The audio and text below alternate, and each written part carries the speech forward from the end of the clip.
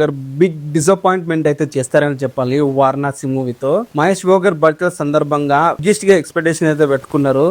మంచి first look కానీ లేకుంటే ఏదైనా చిన్న టీజర్ లాంటిది కానీ మూవీ నుంచి వస్తుందని చెప్పి ఎక్స్పెక్ట్ అయితే చేశారు.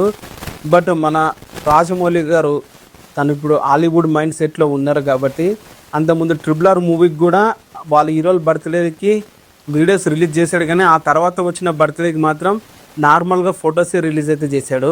ఇప్పుడు అదే ట్రెండ్ ఇప్పుడు కూడా ఫాలో అయితే అవుతున్నాడని చెప్పాలి. మూవీ నుంచి ఎటువంటి కంటెంట్ ఇవ్వకుండా జస్ట్ మూవీ షూటింగ్లో లొకేషన్లో తీసిన సెట్ పిక్స్లని అఫీషియల్గా రిలీజ్ అయితే చేసి ఇవే పండగ చేసుకోండి మీ బర్త్డేకి అని చెప్పైతే చెప్తున్నాడు మన రాజమౌళి గారు.